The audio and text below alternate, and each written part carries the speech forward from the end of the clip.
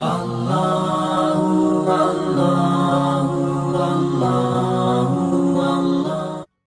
نے رمضان کے مہینے کا تعارف کرایا اور ایک ایک چیز کی طرف توجہ دلائی کہ یہ ایسا مہینہ ہے، اس میں ایک بڑی قیمتی رات آنے والی ہے، اس میں اللہ پاک جنت کے ساتھ یہ معاملہ کرتے ہیں، گناہ گار بندوں کے ساتھ یہ معاملہ کرتے ہیں۔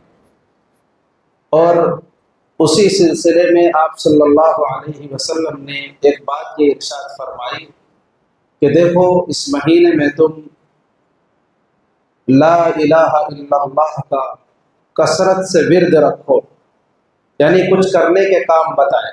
تو ان میں سے ایک بات ذکر کی طرف آپ صلی اللہ علیہ وسلم نے توجہ دلائی کہ اپنا ورد اور اپنی زبان کو اس میں مشغول رکھو۔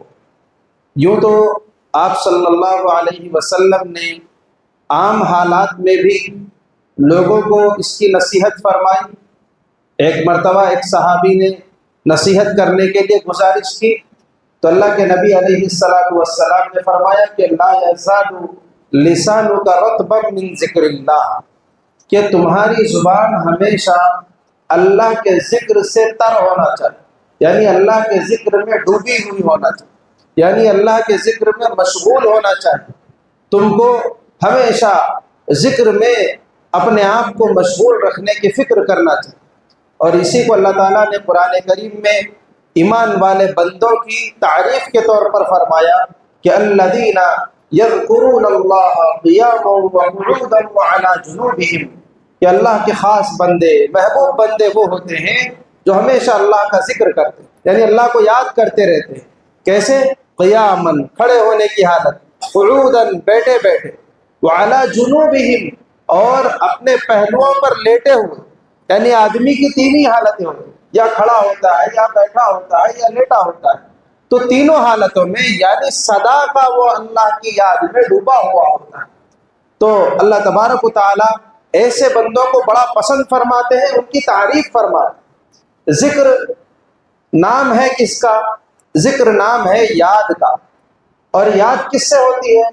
یاد دل سے ہوتی ہے۔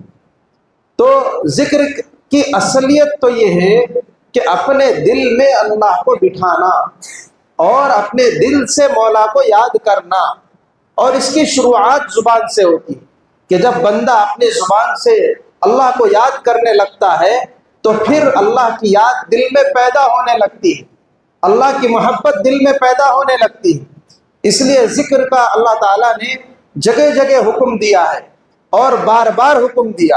اور ذکر ایک ایسی عبادت ہے جس کے بارے میں اللہ نے فرمایا اذکروا اللہ ذکرا کثیرا، اللہ کو بہت زیادہ یاد کرو، یعنی انلمیٹڈ، کہ اس کی کوئی حد اور حساب نہیں، جتنا تمہارے بس میں ہے اتنا تم اللہ کو یاد کرو۔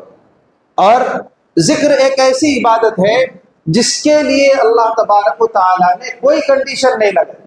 جیسے روزہ ہے تو اس کے کچھ شرائط ہیں کہ یہ ٹائم سے یہ ٹائم تک روزہ ہو سکتا ہے، اور آدمی ایسا ہونا چاہیے، یہ مہینہ ہونا چاہیے، یہ وقت ہونا چاہیے تو روزہ معتبر ہوگا، ورنہ نہیں ہوگا۔ نماز کے لیے قبلے کی طرف رخ کرنا ہے، طہارت کی حالت میں ہونا ہے، وغیرہ وغیرہ۔ لیکن ذکر کے لیے اللہ نے کوئی شرط نہیں لگائی کہ قبلے کی طرف رخ کرے یا اس وقت ذکر کرے اور اس وقت نہ کرے۔ حد تو یہ ہے کہ طہارت کی بھی شرط نہیں لگائی، یعنی آدمی پاک ہو یہ بھی ضروری نہیں ہے، آدمی ناپاکی کی حالت میں بھی ذکر کر سکتا ہے، بلکہ کرنا چاہیے۔ ایسا کیوں رکھا اللہ نے؟ ایسا اس لیے رکھا ہے کہ اللہ تبارک و تعالیٰ نے آدمی کا جو نیچر بنایا، آدمی کی جو فطرت اور طبیعت بنائی ہے، اگر وہ صحیح بنیادوں پر قائم ہے، اپنی فطرت کو چھوڑا نہیں اور ہٹا نہیں، تو وہ بندہ اپنے رب کی یاد کے بغیر جی ہی نہیں سکتا۔ جیسے مچھلی پانی کے بغیر نہیں جی سکتی، تو اللہ کا بندہ اللہ کی یاد کے بغیر نہیں جی سکتا۔ اگر اس پر یہ شرائط لگا دیے جائیں کہ باوضو ہو کر کرو اور قبلے کی طرف رخ کر کے کرو، تو پھر بندے کے لیے مشکل ہو جائے۔ جیسے سانس لیے بغیر آدمی زندگی نہیں گزار سکتا، ایسے ہی اللہ کو یاد کیے بغیر زندگی نہیں گزار سکتا۔ یہ رب کی مہربانی ہے، یہ رب کی رحمت ہے۔ یہ اور بات ہے کہ ذکر کرتے وقت موقع ہو تو وضو بنا لینا چاہیے، اور قبلہ رخ ہو کے کرنا چاہیے، آداب میں سے، اس سے زیادہ نفع ہوتا ہے۔ لیکن کوئی اس وجہ سے کہ میں وضو سے نہیں ہوں لہذا ذکر نہیں کر سکتا، یہ شریعت کا حکم اور منشا نہیں۔ اس لیے اللہ تبارک و تعالیٰ نے بندوں کو پابند فرمایا کہ اٹھے بیٹھے کھڑے لیٹے ہر حال میں اللہ کا ذکر کرو، اور ذکر کوئی زیادہ بھاری چیز بھی نہیں، کوئی مشکل چیز بھی نہیں ہے، بہت آسانی کے ساتھ آدمی اس کو انجام دے سکتا ہے ہر حال میں۔ اس میں نہ وقت خرچ ہوتا ہے اور نہ ہی پیسہ خرچ ہوتا ہے، نہ کوئی بھاری بھرکم عمل کرنا پڑتا ہے، بڑی آسانی کے ساتھ آدمی یہ عمل کر سکتا ہے۔ لیکن ہم اپنے آپ کا جائزہ لیں کہ ہم ذکر کر رہے ہیں؟ اگر فرض نماز کے بعد جو تسبیح فاطمی ہے اگر وہ پڑھ لیں تو وہی ہمارا بڑا ذکر ہے۔ کتنے ہیں جو صبح اور شام کے وقت اہتمام سے معمول بنائے ہوئے ہیں کہ ہمیں کلمہ طیبہ لا الہ الا اللہ کی تسبیح پڑھنا ہے، الا اللہ کی تسبیح پڑھنا ہے، اللہ لفظ اللہ اس میں جلالہ اس کا ورد کرنا ہے اور اللہ سے اپنا دکھڑا سنانا ہے۔ کتنے ہیں جن کے درود شریف پڑھنے کا اہتمام ہے اور اس کا معمول ہے؟ کتنے ہیں استغفار کی عادت بنائے ہوئے ہیں؟ یہ ساری چیزیں ایک ایک کلمہ ہم حالات میں گھرے ہوئے ہیں، اور ایسے وقت میں لا الہ الا انت سبحانک انی کنت من الظالمین کا ورد کرنے کا حکم دیا گیا۔ اور یہ مشکلات اور مسائل سے نکلنے کے لیے بڑا مؤثر وظیفہ ہے۔ لیکن کتنے گھرانے ایسے ہیں، کتنی عورتیں ایسے ہیں، کتنے مرد ایسے ہیں جو اس جانب دھیان اور توجہ دیتے ہیں؟ ہم اپنا دکھڑا ان کو سنائیں گے، ان کو سنائیں گے، ان سے باتیں کریں گے، ان سے باتیں کریں گے، پریشانیاں سنائیں گے، اور اپنے دل کو خوش کرنے کے لیے یہ کھائیں گے، ادھر جائیں گے، ان سے ملیں گے، ذرا لوگوں سے ملے تو موڈ فریش ہوتا، مائنڈ فریش ہوتا۔ یہ ہماری مینٹالٹی ہو گئی ہے۔ حالانکہ معلوم ہونا چاہیے بزرگان دین نے اسی کو دل کے زندہ اور مردہ ہونے کے سمٹمز میں سے قرار دیا کہ جو شخص ذکر کر کے اس کا دل نہیں بہلتا اور لوگوں سے مل کے اس کا دل بہلتا، مخلوق کے ساتھ ملاقات میں اور تنہائیوں میں اس کو گھبراہٹ ہوتی ہے، تو اس کا مطلب یہ ہے کہ اس کا دل مردگی کی طرف جا رہا۔ اس لیے کہ آدمی کو اگر لوگوں سے ملنے، باتیں کرنے اور چخ چخ پخ پخ کرنے اور ادھر ادھر کی گپ بازی کرنے کی عادت پڑ جائے تو سمجھ لیجئے کہ اس کے دل کی روح نکل رہی ہے اور اس کا دل مردہ ہو رہا ہے۔ آدمی کا دل بہلنا چاہیے کس سے؟ آدمی کا دل ذکر سے بہلنا چاہیے، آدمی کا دل تلاوت قرآن سے بہلنا چاہیے، تو حقیقی معنوں میں اسلامی اور ایمانی اعتبار سے اس کا دل زندہ ہے، اس کا دل تازہ ہے۔ اور تو اور نہ صرف یہ کہ اللہ کی یاد سے تنہائیوں میں دل بہلنا چاہیے، بلکہ روایات میں آتا ہے سبعۃ یظلھم اللہ فی ظلہ یوم لا ظل الا ظلہ، کہ 7 لوگ ایسے ہیں جن کو اللہ تعالیٰ کل قیامت میں اپنے عرش کا سایہ عطا فرمائے، جس دن اللہ کے اس سائے کے علاوہ کوئی سایہ حشر کے میدان میں نہیں ہوگا۔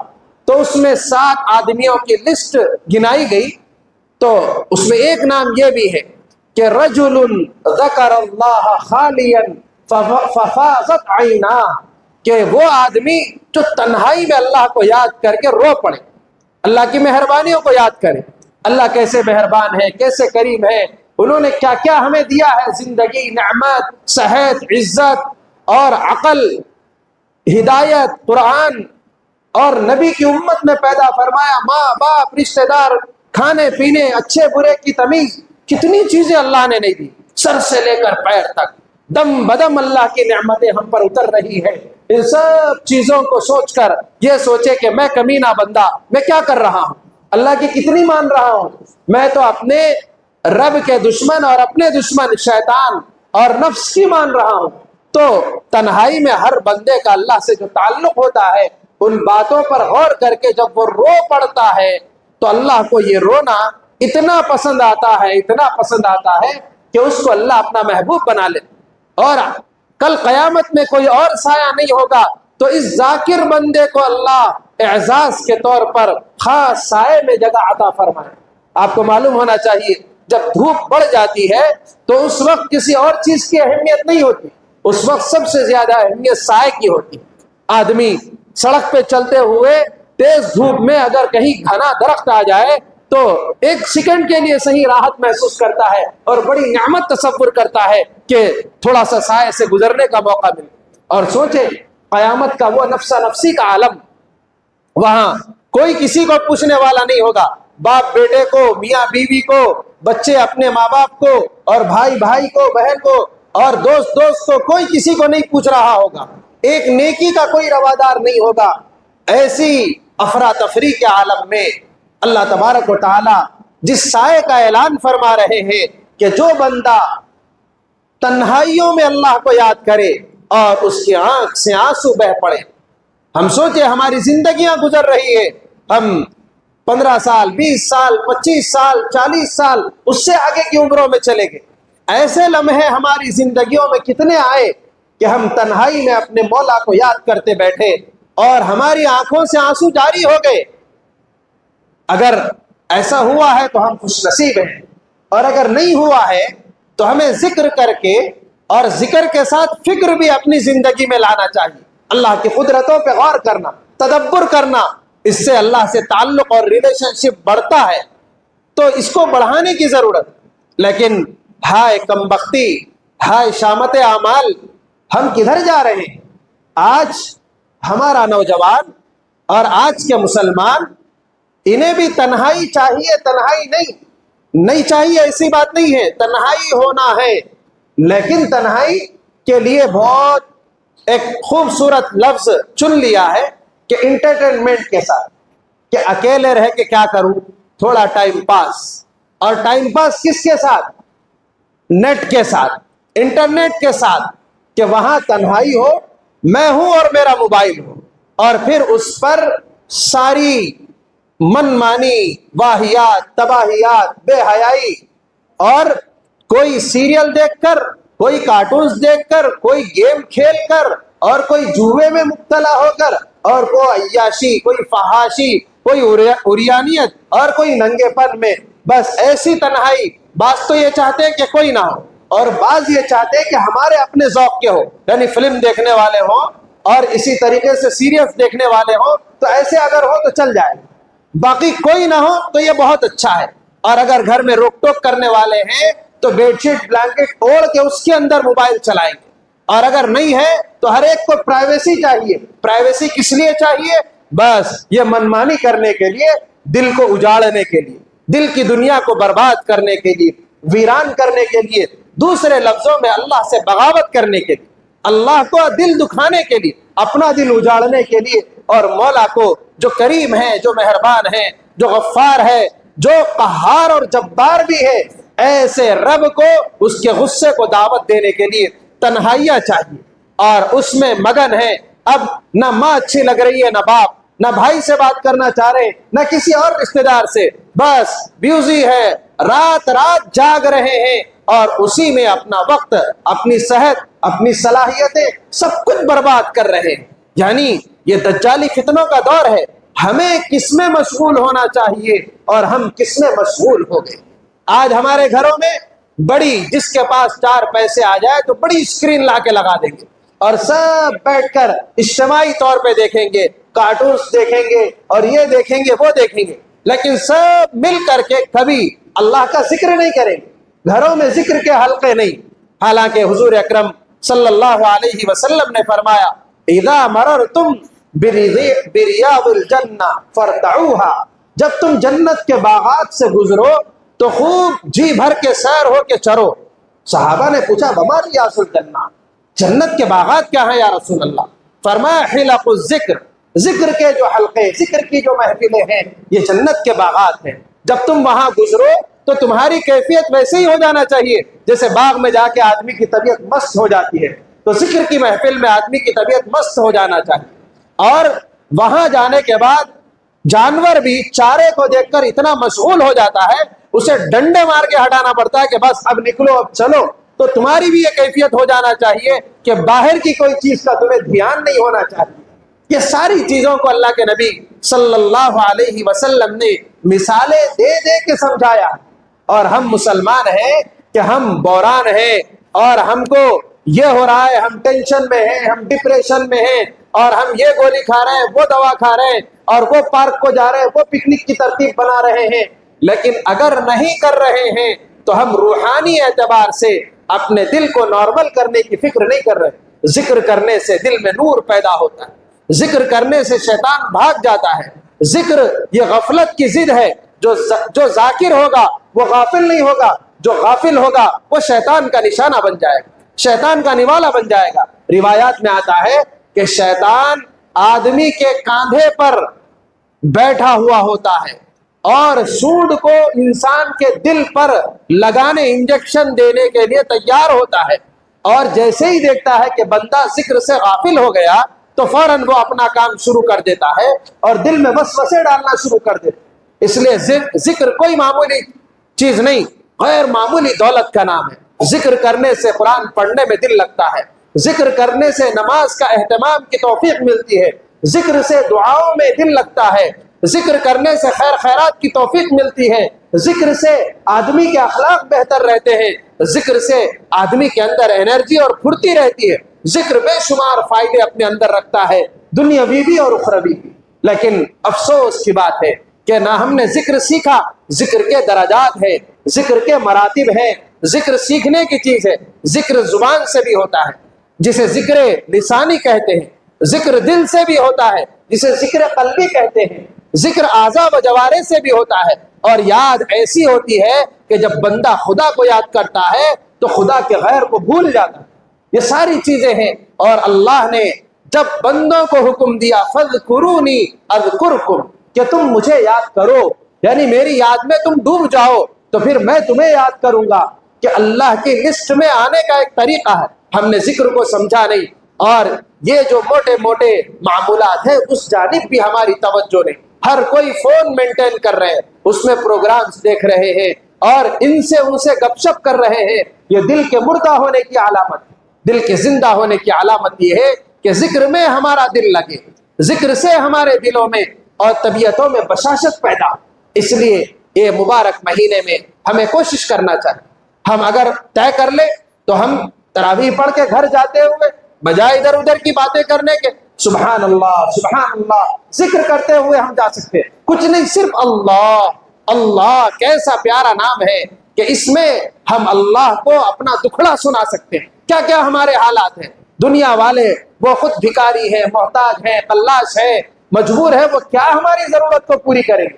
ارے ہمارے دکھڑے تو دور کرنے والے اللہ ہیں۔ اللہ کو سناؤ، اللہ کے علاوہ کسی کو نہ سناؤ۔ تو ہم ذکر کی عادت بنائیں، چلتے پھرتے اٹھتے بیٹھتے درود شریف کی عادت ڈالے، صلی اللہ علی محمد صلی اللہ علیہ وسلم۔ کتنا ہم ادھر اللہ کا نام لے رہے ہوں گے، ادھر جنت میں ہمارے نام کے باغات تیار ہو رہے ہوں گے، اور ہم ہیں کہ اس قیمتی موقع کو گنوا رہے ہیں۔ بہرحال لوگ کہتے ہیں کہ عبادت میں جی نہیں لگ رہا، تھوڑی دیر کے بعد تھک جا رہے ہیں۔ ان سب کی مین وجہ یہ ہوتی ہے کہ دل میں غفلت ہوتی ہے اور دل میں گناہوں کی محبت ہوتی ہے۔ تو اس سب کو دور کرنے کا طریقہ ذکر کی عادت ڈالنا، تو اس سے دل میں نور پیدا ہوتا ہے اور عبادتوں کی چاہت پیدا ہوتی ہے، اور جب عبادت کریں گے تو لمبی لمبی عبادتیں کرنا ہمارے لیے آسان ہو جائے۔ اس لیے اللہ سے دعا مانگتے بھی رہنا چاہیے، کوشش بھی کرنا چاہیے۔ یہ رمضان کا مہینہ ہر عمل کا اجر و ثواب بڑھا دیا جاتا ہے، ذکر کا بھی ثواب بڑھا دیا جاتا ہے، اور ذکر میں مشغول رہیں گے تو آٹومیٹکلی تمام گناہوں سے محفوظ رہ جائیں گے۔ اس لیے کوشش کرنا چاہیے کہ ہم سب اپنے ہر وقت اپنے آپ کو ذکر میں مشغول رکھیں۔ اللہ پاک سے دعا ہے کہ اللہ پاک ہم تمام کو ان حقائق کو سمجھنے کی توفیق عطا فرمائے، کتاب و سنت کی روشنی میں زندگی گزارنے کی توفیق نصیب فرمائے۔ وآخر دعوانا ان الحمد للہ رب العالمین۔